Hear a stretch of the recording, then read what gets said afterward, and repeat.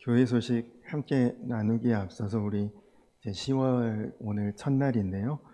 주보 6면에 10월의 합심 기도 제목 우리 다 같이 함께 합독을 하시고 이번 한 달 동안 이런 기도 제목으로 여러분들 기도하실 때마다 꼭 기억하시고 함께 기도하시기 바랍니다. 10월의 합심 기도 제목 같이 한번 읽겠습니다. 우리 1번 같이 읽겠습니다. 시작. 창립 기념주의를 통해 주님의 몸된 교회가 영적으로 더욱 단단해지고 놀라운 부흥의 역사가 임하게 하소서. 아멘. 2번 성도들이 예배하는 삶을 통해 나의 삶의 자리에 하나님의 복이 생수의 강같이 흘러 넘치게 하소서. 아멘. 3번 응답되지 않는 기도에도 하나님의 때를 기다리며 낙심하지 않게 하시고 더욱 기도의 줄을 붙들고 나아가게 하소서. 아멘.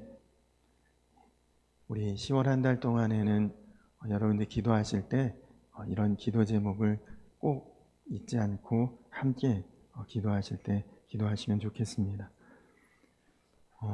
예수님과 함께하는 가을 기도 산책, 벌써 금주 이제 토요일인데 토요일 오전 10시에 교회에서 출발해서 오후 4시쯤에 돌아오는 비교적 길지 않은 또 그리고 아주 가까이에 있는 그런 벽조지 수목원 또 오살리 기도원 다녀오는 일정입니다.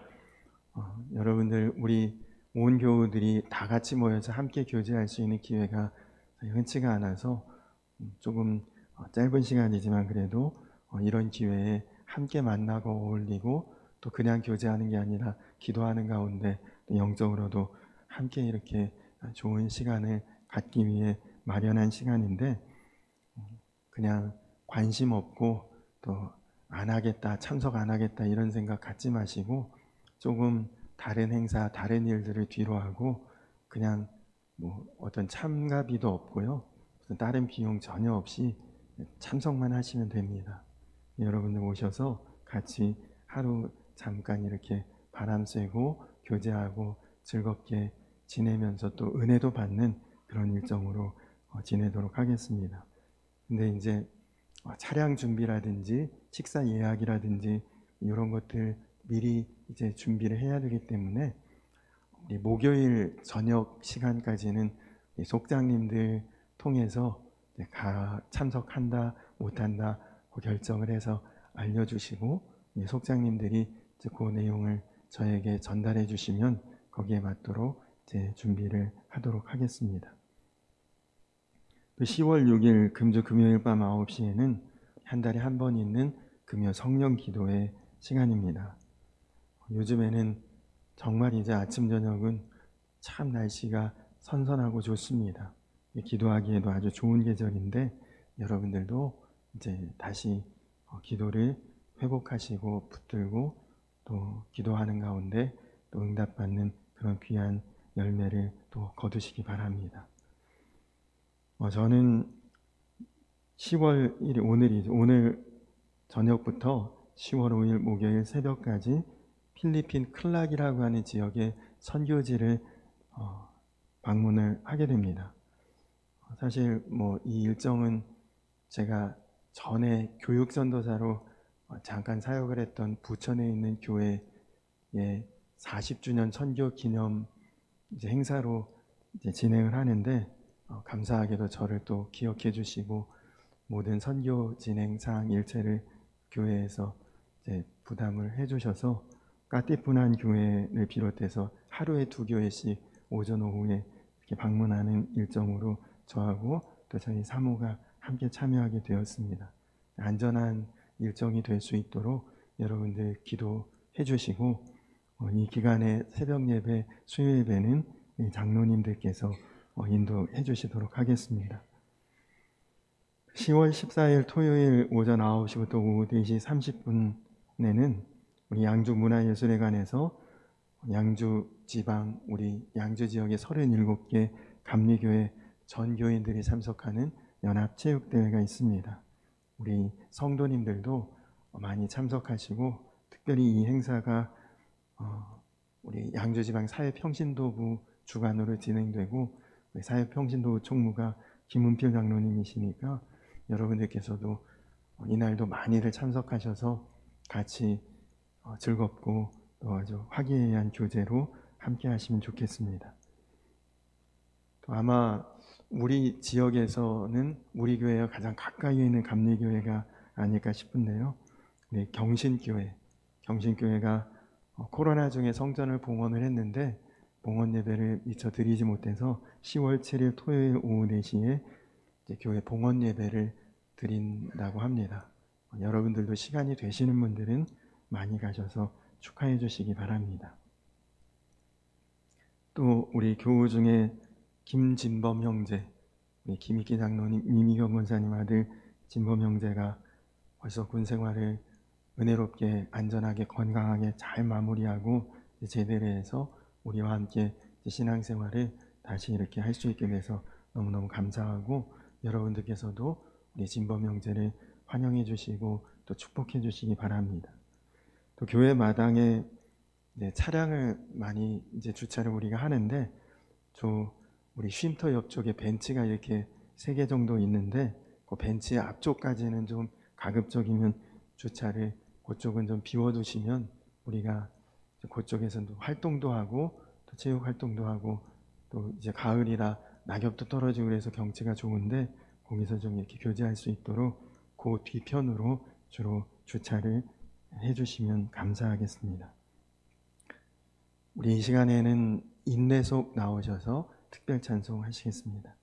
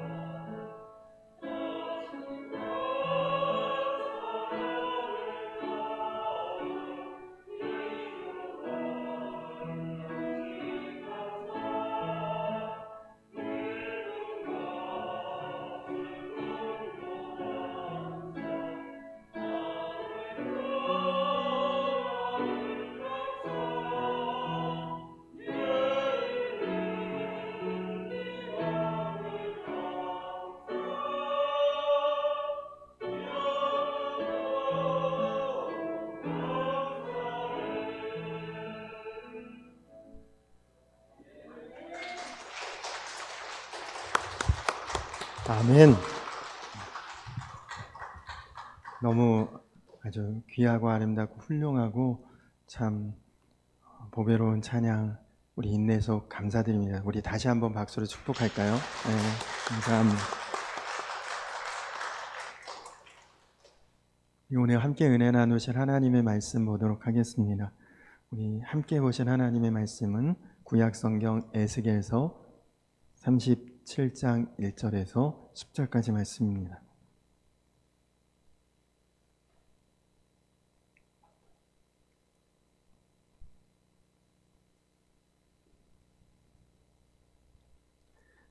구약성경 에스겔서 37장 1절에서 10절까지 말씀.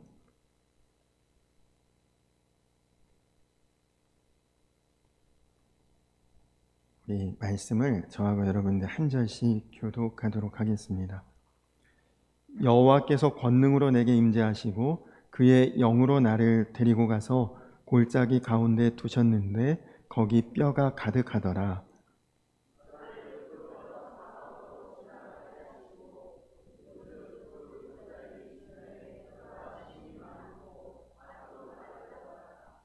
그가 내게 이르시되 인자야 이 뼈들이 능히 살 수 있겠느냐 하시기로 내가 대답하되 주 여호와여 주께서 아시나이다.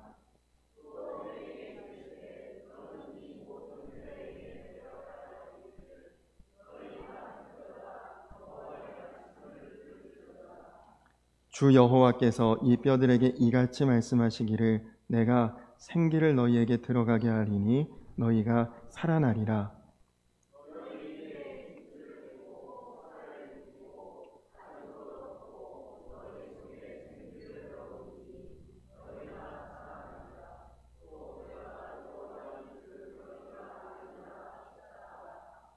이에 내가 명령을 따라 대언하니 대언할 때에 소리가 나고 움직이며 이 뼈 저 뼈가 들어맞아 뼈들이 서로 연결되더라.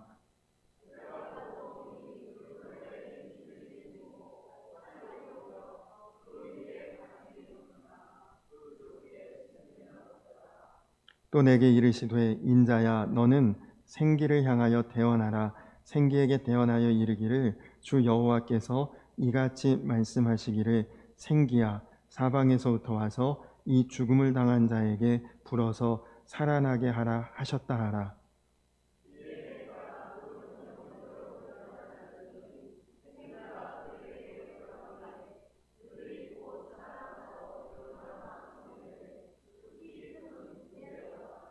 아멘.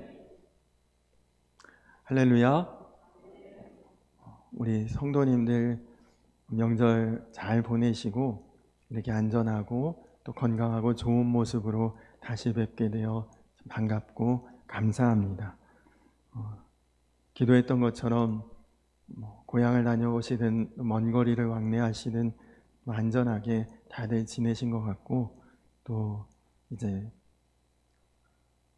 명절을 맞아서 일가 친지 모일 때에 혹여라도 종교적인 문제에 갈등과 또 어려움 없이 화목하고 그리고 평안한 명절이 되기를 기도했는데 꼭 그런 명절이 되셨기를 바라고 또 앞으로도 계속 그럴 수 있기를 소망합니다. 여러분 혹시 오늘이 무슨 날인지 아십니까? 아유, 너무나 정확히 잘 아시는 역시 자녀가 얼마 전까지 군인이었어서 김익기 장로님이 잘 아시네요.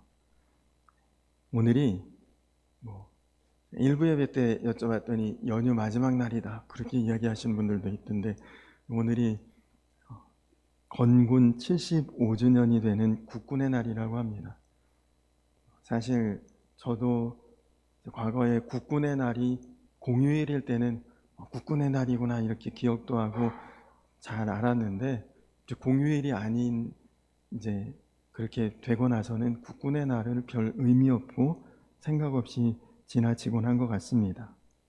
그러나 우리나라는 엄연히 아직도 전쟁 중에 있는 나라입니다. 단지 쉬고 있는 상태일 뿐이고 그래서는 안 되겠지만 언제라도 다시 전쟁이 일어날 가능성이 크죠. 그리고 어느 나라나 그렇겠지만 특히 우리나라는 군대나 군인의 존재가 아주 중요하고 여전히 필요합니다. 그런데 가만히 돌아보면 인류 역사 자체가 곧 전쟁이고 싸움의 역사라고 해도 과언이 아니죠. 우리나라도 그렇고 이 성경 말씀의 배경이 되는 이스라엘도 본인들의 의지와 상관없이 주변 나라들에 의해서 많은 전쟁과 싸움에 휘말렸던 그런 나라와 민족이 우리나라 또 이스라엘입니다. 오늘 우리가 함께 보신 본문의 말씀은 아마 우리가 에스겔서에서 가장 익숙한 장면이고 우리에게도 유명하게 알려진 말씀입니다. 이스라엘은 사울 왕을 시작으로 다윗 왕, 솔로몬 왕까지 3대 120년 동안을 통일 왕국으로 잘 유지하다가 4대째가 되는 르호보암 시대에 북이스라엘과 남유다 이렇게 두 나라로 분리가 됩니다. 그 두 개 국가로 분열이 된 이후에 북이스라엘이 아수르라고 하는 거대한 제국에 의해서 먼저 망하게 되고 성경은 이것을 하나님의 심판이었다 그렇게 우리에게 전하고 있습니다. 그래서 북이스라엘이 멸망한 이후에 계속 많은 선지자들이 남유다 왕과 백성들에게 하나님께로 돌아오라, 죄를 회개하라, 하나님의 음성을 들으라 계속 많은 선지자들이 그런 메시지를 왕과 백성들에게 전했지만 그러나 남유다의 왕과 백성들이 그 선지자들의 음성을 경고를 귀담아 듣지 않았습니다. 그래서 결국 바벨론이라고 하는 거대한 나라, 세계 역사에도 등장하고 성경에도 나오는 느부갓네살이라고 하는 왕에 의해서 결국 예루살렘, 남유다 왕국도 결국은 심판을 받고 망하게 됩니다. 수많은 사람들이 전쟁의 여파로 쓰러지고 죽고 그리고 헤어지고 유다의 마지막 왕이었던 여호야긴 왕은 왕인데도 바벨론 군대 앞에 끌려나와 두 눈이 뽑히고 쇠사슬에 묶여서 개처럼 바벨론에 끌려갔다고 역사서에 기록이 되어 있습니다. 왕 그리고 왕족, 귀족, 이 유다의 지배층에 있었던 모든 사람들 대부분이 바벨론의 포로로 끌려가게 됩니다. 그리고 별로 영향력 없고 남겨두어도 별 힘을 낼 수 없는 그런 소수의 몇몇 사람들만 유다 그 땅에 남겨두고 대부분의 사람들은 포로로 바벨론으로 끌려가게 됩니다. 그러니 지금 현재의 유다 땅 모든 사람들이 다 끌려가고 얼마 남지 않은 그런 연약한 백성들만 남은 이 유다 땅, 성전에 예배하던 사람들, 성전은 뭐 다 회파됐죠. 그리고 성전 안에 그 많은 유물 보물들은 다 약탈되고 사람들은 더 이상 성전을 찾지 않고 발길이 끊어집니다. 마을마다 폐허가 되고 스산한 바람이 불어옵니다. 얼마 남지 않은 사람들 먹을 것이 없어 사방으로 흩어집니다. 이런 비극의 세월이 지속되고 있는 그때에 에스겔은 바벨론의 포로로 끌려간 포로민의 자녀입니다. 그는 과거 어렴풋이 자기의 기억 속에 남아있는 그 유대 땅 내 고향이 어떤 상태인지 모르고 바벨론의 그발 강가를 산책하고 있는 그때에 갑자기 하나님의 영이 임하고 하늘문이 열리면서 지금 오늘 우리가 읽은 말씀의 환상이 그의 눈앞에 확 펼쳐집니다. 그냥 마른 뼈가 골짜기를 이루는 그럴 정도로 엄청난 그런 마른 뼈에 그런 수북히 쌓여있는 그런 지경에 갑자기 에스겔이 그 환상을 보게 되지. 오늘 말씀에 보니까 2절에 나를 그 뼈 사방으로 지나가게 하시기로 본즉 그 골짜기가 지면에 뼈가 심이 많고 아주 말랐더라. 여러분 사람의 유골을 보신 적이 있습니까? 보신 분도 계시겠죠. 그럼 그 유골이 산더미 같이 쌓여 있는 그런 엄청나게 많이 쌓여 있는 유골을 보신 적 있나요? 실제로? 그런 장면을 아마 이 지구상에서 볼 수 있는 곳이 거의 없죠. 제가 유일하게 그런 장면을 본 곳이 어디냐면 단기 선교를 갔던 캄보디아라고 하는 나라의 푸놈펜에 보면 예전에 킬링필드라는 그런 사건이 있었던 지역인데, 그 킬링필드 유적지에 가보면 커다란 유리탑에 이 사람들의 뼈가 진짜 가득 쌓여 있습니다.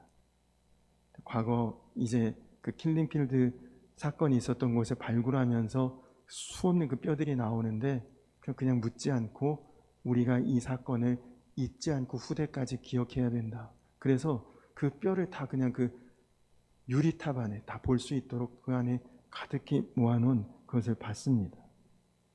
근데 여러분, 그 가득 쌓인 뼈를 보는데 불교국 가니까 향 냄새도 막 나고 하는데 순간 숨이 콱 막히고, 그리고 마음에 우리나라 일도 아닌데 딱 공포와 절망과 이게 끝이구나 하는 그런 생각이 딱 들 정도로 그냥 딱 그런 아주 마음에 뭔가 벽에 탁 막힌 듯한 그런 느낌이 딱 들었습니다. 아마 이 에스겔 선지자의 지금 심정, 그 수많은 뼈가 다 말라 비틀어져서 그냥 푸석푸석하게 다 그냥 한도 끝도 없이 쌓여져 있는 그런 모습, 완전히 절망의 상태, 재개 불가능의 상태, 이제는 도저히 살아날 수 없는 회복의 기운이 전혀 없는 그런 상태가 지금 이 에스겔 골짜기, 마른 뼈가 널려 있는 그곳입니다. 그런데 이 뼈가 지면에 다 흩어져 있다. 여러분, 이 뼈라는 것은 사람의 시신 아닙니까? 그럼 땅 속에 묻혀 있어야 정상일 텐데 지금 보니까 다 드러나 있어요. 보기 흉하고 공포스럽고 무섭고. 근데 왜 이렇게 돼 있겠습니까? 이렇게 죽었는데 아무도 시신을 수습해 줄 수 있는 사람이 남아있지 않다는 거예요. 버려진 것입니다. 그런 버려진 시체와 뼈들이 오랜 세월 이리저리 굴러다니며 방치된 지금 이 모습, 이게 바로 너희 유다 백성들의 모습이다. 너희 지금 바벨론으로 끌려온 너희 유다 민족의 모습이 이 마른 뼈와 같이 너희가 회복할 가능성 없고 너희는 다시 나라와 민족을 이룰 수 있을 그런 회복의 기운이 지금 전혀 없는 상황이다. 하나님께서 그 유대 민족이 하나님 앞에 온전하고 바르게 행하지 못한 그 수치와 그 심판을 고스란히 이 마른 뼈를 통해 보여주시는 것이다. 여러분, 지금은 왕국시대, 왕정시대가 아니지만 그래도 우리나라 대통령이 지금 중국이나 일본이나 어떤 이웃나라의 그런 군대에 체포가 되고 끌려간다. 그러면 얼마나 우리 마음이, 우리 심정이 격하게 요동하겠습니까? 근데 우리나라 왕이 남의 나라 군대에 체포가 되고 붙들렸는데 그냥 끌려가는 것도 아니고 두 눈이 뽑혀서 쇠사슬에 묶여서 개처럼 끌려가는 것을 보는 그 백성들의 심정, 그리고 하나님의 성전이 그 아름답고 귀한 성전을 다 부수고 회파시키고 무너뜨리고 그 안에 있는 보물들, 그 성전의 기물들을 다 약탈해가는 그것을 무기력하게 봐야만 하는 그 백성들의 마음, 그리고 사람들은 죽어 넘어가고 이 골짜기 저 골짜기마다 이미 마른 뼈들로 가득하게 바뀌어버린 그런 풍경을 보는 이 유다 백성들의 마음이 어떠했을까요? 이런 상황 속에 하나님의 말씀이 들려옵니다. 3절에 보니까 인자야, 이 뼈들이 능히 살 수 있겠느냐. 자, 지금 이 뼈들에게 희망이 있겠냐? 일어설 수 있겠냐? 다시 생명을 얻을 수 있겠냐? 너희 민족 다시 회복 가능하겠느냐? 하나님이 그렇게 물으시는 거죠. 여러분, 병원의 중환자실에서 숨이 거의 넘어가기 직전에 간신히 헐떡헐떡 숨을 쉬고 있는 그 사람, 살 수 있는 가능성 있을까요? 없을까요? 가능성은 있는 거죠. 숨은 붙어 있지 않습니까? 아직은 호흡하고 있지 않습니까? 그러면 어떻게 해서든지 연장을 시키고 살려낼 수 있는 가능성은 그래도 있는 거죠. 그러나 숨이 딱 호흡이 멎었다, 끊어졌다, 이제 숨 쉬지 않는다, 그 순간부터는 가능성이 완전 사라지는 것 아닙니까? 그런데 그냥 숨이 멎은 것도 아니고 죽은 지 오래돼서 그 뼈도 이미 바싹 말라서 완전히 그냥 유골이 되어버린 그런 상태에 있는 그런 존재를 살아날 가능성이 이거 있겠냐 없겠냐 그렇게 물으면 대답은 어떻게 나와야 됩니까? 당연히 없는 거죠. 그럼 어떻게 살려냅니까? 뼈인데 뭐 숨이 붙어 있는 것도 아니고. 그런데 문제는 그 질문을 하나님이 하신다는 것입니다.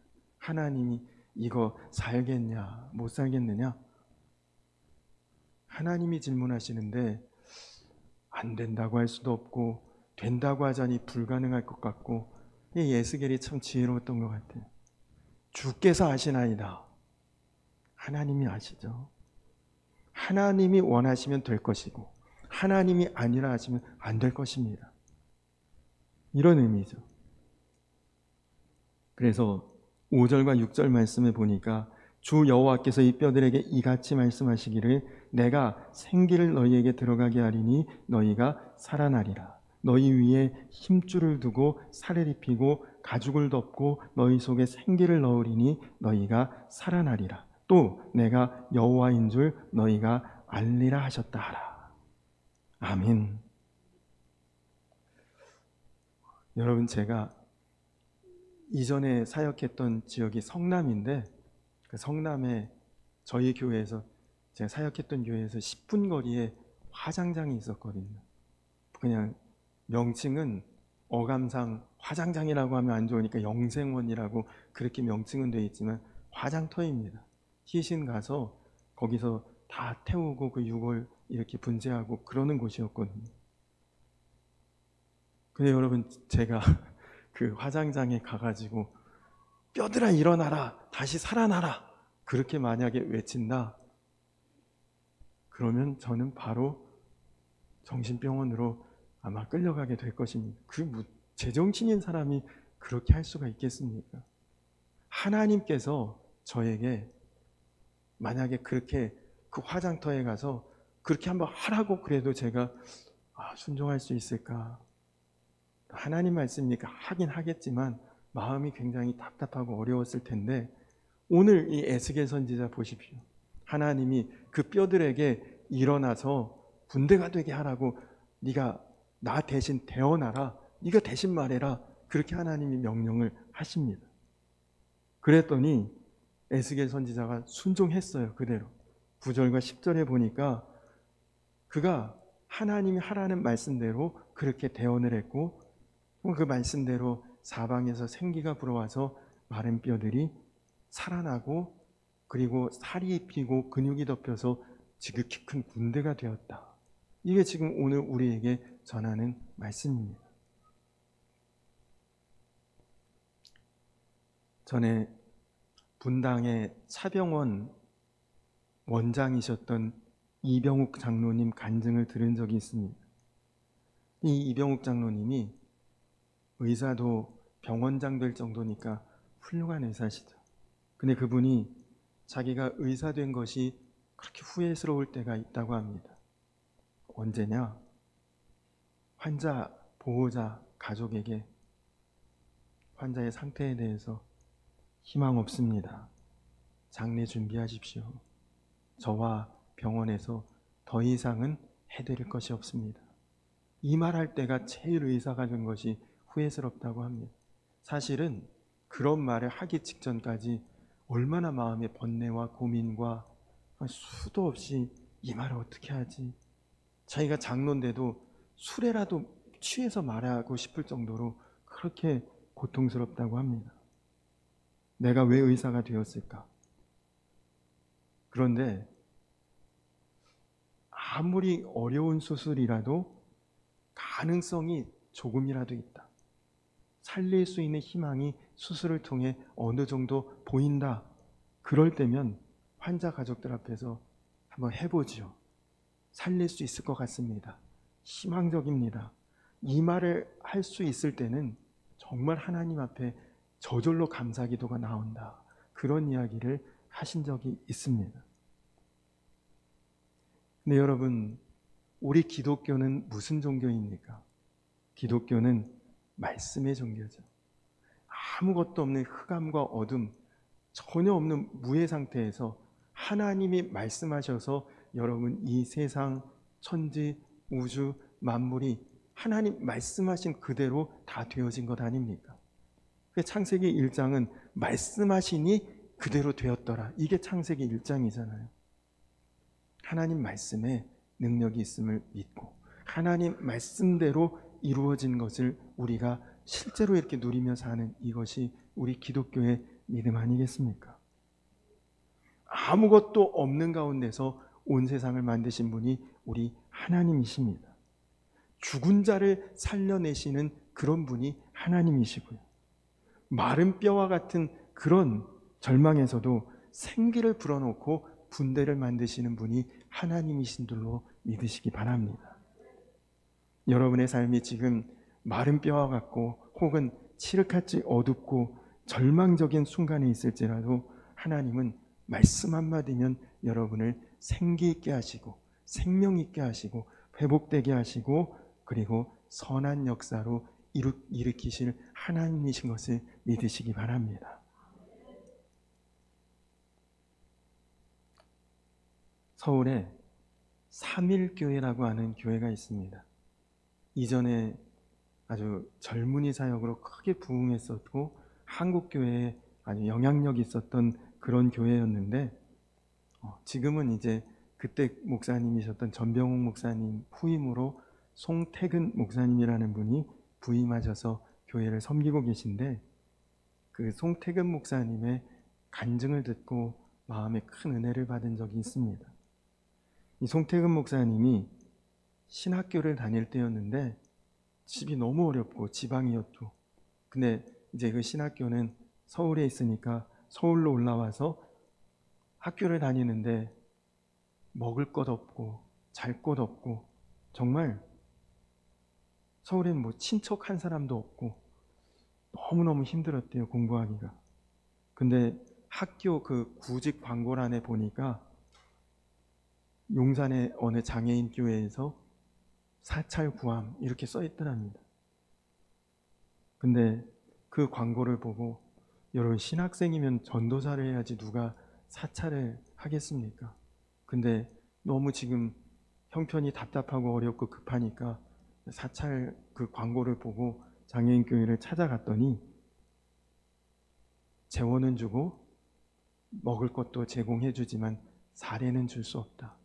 그러더래요. 사례는 없고 먹고 자고는 할 수 있게 해준다. 이 목사님이 그래 먹고 잘 것만 해결되면 사찰로 내가 이 교회에서 봉사하고 또 중간에 틈틈이 아르바이트해서 뭐 학비나 용돈은 내가 벌어야겠다. 그렇게 해서 사찰로 이제 그 장애인 교회에 취업을 했답니다. 근데 거기서 얼마나 청소를 열심히 했는지 장애인 교회 목사님에게 1년 만에 인정을 받아서 전임 전도사가 되었답니다. 그리고 아멘이시죠. 전임 전도사로 3년 동안을 봉사를 했는데 그 장애인 교회 목사님이 이제 그 즈음에 은퇴를 하시게 됐는데 후임자로 다른 목사님을 청빙하지 않고 내가 자네를 보니까 성실하고 책임감 있고 정말 믿을만한데 자네가 내 후임으로 이 장애인 교회를 이끌어가라. 그래서 자기가 목사도 아닌 전도사 신분의 장애인 교회 후임자가 돼서 10년 동안 장애인 교회를 맡아서 장애인들에게 한글도 가르치고 자활사업도 하고 그렇게 장애인 교회가 조금씩 부흥하게 됐답니다. 근데 한 10년쯤 지났는데 갑자기 장애인 교회를 해체하라는 구청에 연락이 왔대요. 그 보니까 이 장애인 교회가 있던 그 교회 부지가 사유지였던 거죠. 그러니까 교회 땅이 아니라 남의 땅이었는데 그 사유지 주인이 그동안에 큰 관심이 없어서 방치하다가 지금 발견하고 그 사유지에 이제 뭔가를 하겠다고 나가달라는 청원을 한 겁니다. 그러니까 졸지에 교회에 갈 곳이 없는 거죠. 교회는 이제 내 땅이 아니니까 없어져야 되고 장애우들은 다 뿔뿔이 흩어지고 교회는 해체가 되고 10년 전하고 똑같은 상황이 다시 된 거예요. 이 목사님 이제는 목사가 됐지만 갈 곳 없고 잘 곳 없고 그리고 사역할 곳 없고 그렇게 한순간에 갑자기 막막해진 상황인데 이 송 목사님 친구분이 서울의 충현교회 강남의 논현동에 있는 아주 큰 장로교회인데 여러분들도 혹시나 한번 가보시면 거의 어떤 중세 성처럼 그렇게 지어진 아주 대단한 교회거든요. 서울 그 통합직 장로교단에서도 아주 손꼽히는 교회인데 충년교회에 부목사로 사역하던 친구가 있대요. 그 친구가 이번에 우리 교회에서 부목사 한 사람을 뽑는데 너 한번 원서 내봐라. 그리고 우리 교회에서 사역할 수 있으면 좋지 않겠냐. 그래서 이제 원서를 준비했답니다. 근데 당시에는 이메일 같은 거 인터넷 없는 시절이고 그리고 그 원서를 우편으로는 받지 않고 본인이 직접 가지고 와서 원서 접수하면서 현장에서 바로 면접을 하는 그런 이제 시스템이었대요. 그래서 이 송태근 목사님이 원서를 준비해 가지고 갔는데 원서 이제 접수하려고 가서 봤더니 대기 순번이 50몇 번이더래요. 부목사 한 분을 뽑는데 자기가 50몇 번인데 뒤에도 꽤 많이 있고 뭐 어쨌든 원서는 접수해야겠다고 기다리는데 기다리면서 이야기를 나눠보니까 웬만하면 박사학위들이 다 있고 웬만하면 뭐 영어나 외국어 한두 개씩은 다 할 줄 알고 또 어떤 분들은 기존 교회 담임 목회를 하시다가 충현교회에서 목회 배우고 싶다고 온 분들도 있고 그러니까 그 분위기 자체를 보니까 야 여긴 내가 원서 내야 될 것도 아니고 내도 안 되겠구나 그런 마음이 딱 들더랍니다. 근데 일단은 뭐 왔으니까 원서 접수하면서 이제 면접을 하는데 영어 할 줄 아십니까? 헬라어는 가능하십니까? 뭐 이런 거 물어보더래요. 아 끝났구나. 나는 아니구나. 뭐 이것저것 물어보는 것마다 못합니다. 안 됩니다. 어렵습니다. 자기 대답은 다 이것밖에 없었으니까요. 포기하는 마음으로 돌아왔는데 낙심하고 어디로 가서 사역을 해야 되나 기도 중에 있는데 이틀 지나고 나서 전화가 오더랍니다. 전화가 왔는데 전화를 받았더니 당시에 충현교회 당회장이신 김창인 지금 돌아가셨지만 훌륭한 원로 목사님이셨죠. 김창인 목사님이 직접 전화를 하셨대요. 송태근 목사님이십니까? 우리 교회에서 함께 사역했으면 좋겠습니다. 하시더랍니다. 그래서 이 송 목사님이 자기 생각에 자기가 될 리가 없는데 뭔가 착오가 생겼나 보다 싶어서 저 말씀은 감사한데 혹시 송태근이라는 사람이 저 말고 누가 있을지 모릅니다. 동명이인이 아닐까 싶습니다. 저는 영어도 못하고 헬라어도 못하고 악기도 못 다루고 할 줄 아는 게 하나도 없는 사람인데 제가 거기에 부목사가 될 리가 있습니까? 그랬더니 이 김창인 목사님이 지금 우리 교회에서 장애인 사역자를 처음으로 이제 장애인 부서를 시작하면서 적임자를 찾고 있었는데 목사님 이력서를 보니까 장애인 교회 사찰부터 목회자까지 오랜 경험이 있는 분이어서 사실 면접 그런 것보다도 목사님의 이력만 보고 바로 결정을 했습니다. 장애인 사역에 영어 헬라어는 전혀 필요 없으니까 부담 없이 오십시오.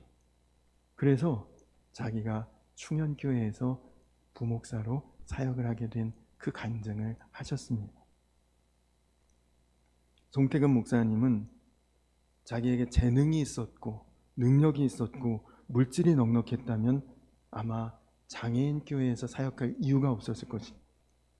장애인 교회가 사라질 때는 하나님 어떻게 이런 일이 있습니까 하고 하나님께 원망하며 기도를 하고, 그리고 교회 철거되면서 쫓겨날 때는 정말 자신의 모습이 에스겔 골짜기에 마른 뼈다귀가 내 모습이구나. 그리고 사무엘하 9장에 보면 무비보셋이라고 사울의 손자가 다윗 왕 앞에서 죽은 개와 같은 나를 어찌 이렇게 대접해 주십니까? 그런 장면이 나오거든요. 그 말씀에 자신이 죽은 개와 같은 존재였는데, 그런데 어떻게 하나님께서 자기를 들어서 숭연교회에서 사역자로 사명을 감당할 수 있게 해주셨는지, 그것이 정말 기적 같은 은혜다. 그런 간증을 하셨습니다. 여러분, 우리 하나님은 화가 변하여 복이 되게 하시고, 절망이 변해서 희망이 되게 하시고, 사망의 음침한 골짜기를 푸른 초장과 쉴만한 물가로 바꾸시는 하나님이신 것을 믿으시기 바랍니다.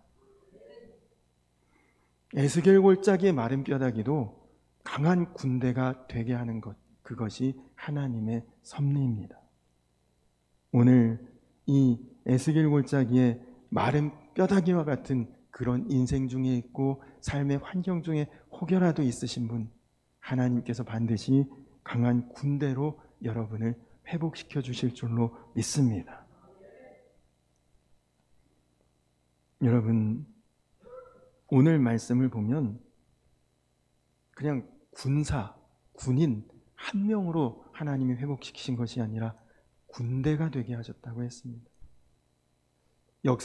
인류 역사상 가장 강력한 군대를 꼽으라면 로마 군대를 꼽습니다. 왜냐하면 세계 역사에서 1등 국력을 가진 나라의 군대와 2등 국력을 가진 나라의 군대의 그 군사력 차이가 가장 심했던 때가 로마 시대라고 합니다. 지금도 미국이 최강의 국가라고는 하지만 2등 국가하고 그런 전력 차이가 그렇게 크진 않잖아요. 근데 로마 시대 때는 로마라고 하는 나라 하나와 주변의 나라들이 다 합쳐도 로마를 이길 수가 없었다고 하는데, 여러분, 로마 군대가 강력했던 이유가 뭔지 아십니까?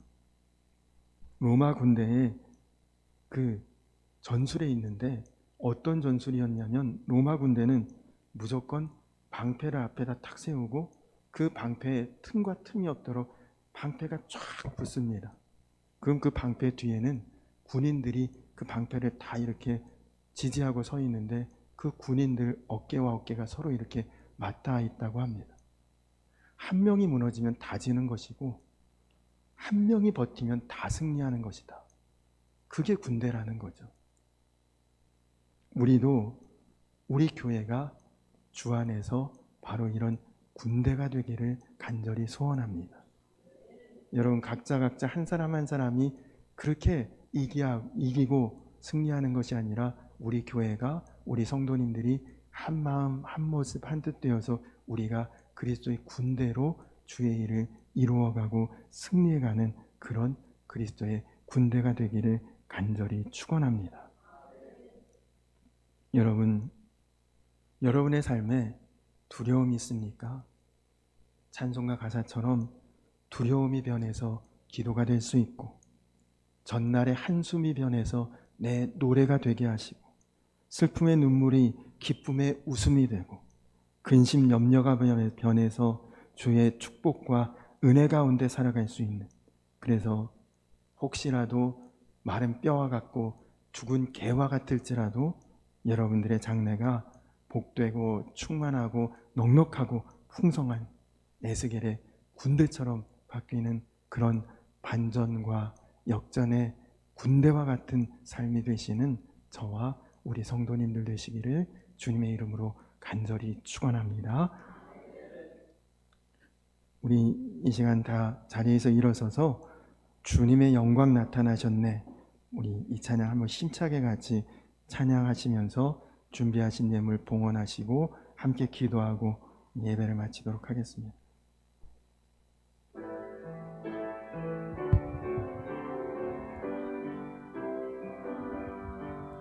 주님의 영광 나타나셨네. 권능으로 임하셨네. 죽음에서 날 살리신 주 성령, 놀라우신 주 하나님. 할렐루야 주의 나라가, 할렐루야 주의 나라가, 눈먼 자는 눈을 뜨며 할렐루야 임하소서. 저는 자는 걷게 되리, 나는 선포하리.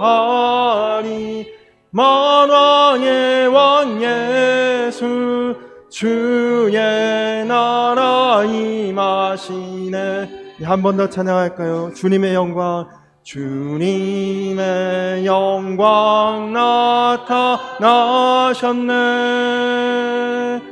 권능으로 임하셨네.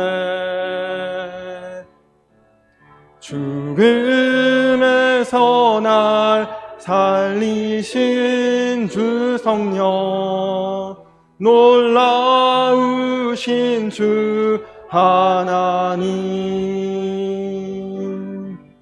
할렐루야 주의 나라가, 눈먼 자는 눈을 뜨며 할렐루야 임하소서. 저는 자는 걷게 되리, 나는 선포하리.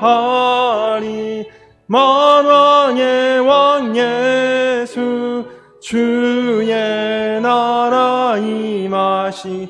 할렐루야 주의 나라가, 할렐루야 주의 나라가, 눈먼 자는 눈을 뜨며 할렐루야 임하소서. 저는 자는 걷게 되리, 나는 선포하리. 만왕의 왕 예수, 주의 나라 임하시네. 우리 이 시간 다 같이 기도하겠습니다. 주님, 그렇습니다. 우리 인생 마른 뼈와 같고 죽은 개와 같고 참 슬프고 아프고 어렵고 힘든 시절 누구에게나 다 있지만, 그러나 하나님 말씀하심으로 그 모든 것들을 한순간에 바꾸실 수 있고 반전시키시고 역전시키시는 하나님의 은혜가 반드시 사랑하는 우리 성도님들 가정 위에, 삶 가운데, 모든 인생 가운데 하나님 임하게 하실 줄로 믿습니다. 주님, 한숨이 변하여 노래가 되게 하실 줄로 믿습니다. 두려움이 변하여 기도가 되게 하실 줄로 믿습니다. 주님, 사망의 음침한 골짜기가 푸른 초장, 쉴만한 물가가 되게 하시고 마른 뼈다귀가 변해서 그리스도의 강한 군대가 되게 하시는 놀라운 회복의 역사, 부흥의 역사, 그런 비전의 역사가 우리 성도님들의 인생과 삶 가운데 반드시 이루어질 수 있도록 하나님 함께하여 주시옵소서. 우리 이 시간 나같이 기도하겠습니다. 우리 주여 한번 부르고 기도하겠습니다. 주여! 살아계신 아버지 하나님, 감사합니다. 하나님, 오늘도 말씀을 통해 하나님, 우리 인생이, 우리의 삶이 하나님 어떠한 하나님의 은혜와 은총 가운데 머물러 있는지를 하나님 보게 하시니 감사합니다. 하나님, 정말 아무런 희망도 소망도 없는 마른 뼈다귀와 같은 폐허와 하나님 그런 아픔 속에 있을지라도 하나님, 일어나라, 생기야 불어라 하나님 말씀하시니, 주님, 그런 뼈다귀가 그리스도의 강한 군대가 되었던 것을 하나님 말씀이 우리에게 증거하고 있습니다. 그렇습니다. 하나님 말씀에 능력이 있습니다. 하나님 말씀에 힘이 있습니다. 또 하나님, 그 하나님의 생기가 우리 가운데 임할 때 우리에게 생명의 역사가 있는 줄로 믿사오니, 사랑하는 우리 성도님들이 바로 그런 놀라운 하나님의 기적의 주인공, 간증의 주인공, 반전과 역전의 증인들로 살아갈 수 있도록 하나님 함께하여 주시고, 하나님 지금 사는 인생 가운데서 하나님 답답하고 어려울지라도 하나님 반드시 소성케 하시고 회복케 하시는 놀라운 하나님의 역사를 하나님 반드시 사모하며 간구하며 주님 앞에 부르짖어 나아갈 수 있도록 하나님 축복하여 주시옵소서. 이에 내가 그 명령대로 대언하였더니 생기가 그들에게 들어가매 그들이 곧 살아나서 일어나 서는데 극히 큰 군대더라. 좋으신 아버지 하나님 감사합니다. 하나님, 멸망하고 죽고 사라질 존재인 우리를 택하시고 부르셔서 영생케 하시고 구원해 주시고 축복의 삶으로 인도하여 주시니 감사합니다. 하나님, 사는 동안 중간중간 마른 뼈와 같이 우리 인생 험난하고 힘들고 아프고 어려운 순간 있을지라도 우리의 결론은 결국은 강한 군대가 되는 것이고 합력하여 선이 되는 것이고 주 안에서 놀랍고도 풍성한 은혜 가운데 나아가는 것임을 말씀을 통해 깨닫게 하여 주시옵소서. 하나님 말씀에 능력이 있고 힘이 있고, 하나님 그래서 언제나 주의 말씀 우리가 붙들고 의지하며 나아갑니다. 하나님 우리에게 생기를 주셔서 우리로 생명력 있게 살아갈 수 있도록 하나님 인도하실 줄로 믿습니다. 우리 성도님들 모두가 바로 오늘 말씀의 주인공 되게 하시고, 또 정말 모든 것이 바뀌고 달라지고 변화되는 반전의 그런 삶의 증인으로 살아갈 수 있도록 주여 인도하여 주시옵소서. 귀한 예물 하나님 기뻐 받으시고 하나님 나라를 위해 또 하나님의 선한 역사를 위해 귀하고 또 온전히 쓰여지게 하여 주시옵소서. 이제는 우리를 죄에서 구원하신 우리 구주 예수 그리스도의 크신 은혜와 아버지 되신 하나님의 놀라우신 사랑과 하나 되게 하시는 성령의 교통하심 역사하심이 이제 주님의 군대가 되고 군사가 되고 회복되고 일어서서 강한 걸음으로 나아가기를 소망하는 사랑하는 모든 주의 백성들 위해 이제로부터 영원토록 함께하여 주시기를 간절히 축원하옵나이다. 아멘.